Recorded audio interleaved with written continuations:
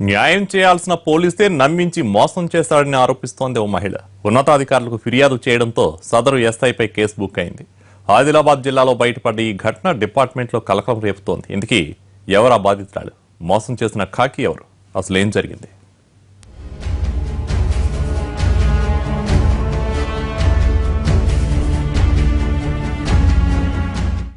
ఆదిలాబాద్ జిల్లాలో ఓ ఎస్ఐపై cheating case నమోదవడం సంచలనం సృష్టిస్తోంది. ఓ మహిళను మోసం చేశాడన్న ఆరోపణలతో సదరు ఎస్ఐపై కేసు ఫైల్ చేశారు పోలీసులు. ఎస్ఐపై ఫిర్యాదు చేసిన మహిళ పేరు శ్వేత. ఆమె 27 ఏళ్ల వివాహిత. తాళ్ల గురిజాల ఎస్ఐ అనిల్ కుమార్ తనను పెళ్లి చేసుకుంటానని మోసం చేసి శారీరకంగా లొంగ తీసుకున్నాడని బెల్లంపల్లి 2 టౌన్ పోలీస్ స్టేషన్లో ఫిర్యాదు చేసింది. దీంతో ఎస్ఐ అనిల్ కుమార్ పై 417, 420 సెక్షన్ల కింద కేసు నమోదు చేశారు. బెల్లంపల్లికి చెందిన శ్వేతకు 2 ఏళ్ల క్రితమే పెళ్లైంది. గతేడాదిగా భార్యాభర్తల మధ్య గొడవలు జరిగాయి. 2 టౌన్ పోలీస్ స్టేషన్లో దంపతులకు పలుమార్లు కౌన్సిలింగ్ చేశారు. అయితే 2 టౌన్ ఎస్ఐ సురేష్ దగ్గరకు తాళ్ల గురిజాల ఎస్ఐ అనిల్ కుమార్ వస్తుండేవాడు. ఆ సమయంలో కానిస్టేబుల్ శ్యామ్ ద్వారా శ్వేతకు ఎస్ఐ అనిల్ కు పరిచయం ఏర్పడింది.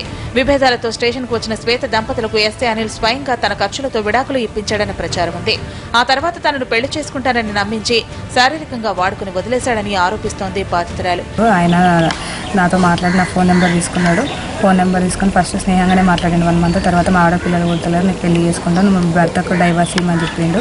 అయినాక 2 మంత్స్ తర్వాత నేను మా భర్తకు డైవర్స్ ఇచ్చిన తర్వాత మళ్ళీ నాతో శారీరకంగా వాడుకొని మా వాళ్ళ భార్య వచ్చి కూడా నాకు పిల్లలు కొడతలేరు, నువ్వు మా ఆయన చేసుకోమని చెప్పింది. మా ఇంట్లోకి వచ్చి కూర్చోమంది, కానీ నేను పోయి కూర్చోలేదు. ఆయన చేసుకుంటా అన్నాడు కదా మర్యాదగా అని చెప్పేసి ఉన్నాను. ఎస్ఐ అనిల్ కు ఇప్పటి వరకు 2 లక్షల రూపాయలు ఇచ్చానని, ఇంకా డబ్బు కోసం వేధిస్తుండటంతో అతడి అసలు స్వరూపం తెలిసిందని అంటోంది బాధితురాలు. తనకు జరిగిన మోసంపై ఉన్నతాధికారులకు ఫిర్యాదు చేసేందుకు వెళతానంటే రివాల్వర్ తో కాల్చుకుని ఆత్మహత్య చేసుకుంటానని అనిల్ బెదిరించాడని అంటోంది. అనిల్ తో 2-3 రోజులుగా చర్చలు జరుగుతున్న సమయంలో పోలీసుల నుంచి బెదిరింపులు వచ్చాయని ఆరోపిస్తోంది. డిఎస్పీ సార్కి కంప్లైంట్ ఇచ్చిన. డిఎస్పీ సార్ కంప్లైంట్ ఇచ్చిన తర్వాత కూడా ఆ రోజు నైట్ కూడా ఫోన్ చేసి, నువ్వు కంప్లైంట్ రిటర్న్ తీసుకోకపోతే నా రివాల్వర్తో నేను గాలి చచ్చిపోతాను, నాకు సంబంధం లేదనే చెప్పాలి, నువ్వు కోర్టులో అయినా అట్లనే చెప్పాలి, కోర్టు కాడ కూడా నా మనసులో ఉంటారన్నారు. నాకు విడాకులు ఇప్పించింది కూడా ఆయననే.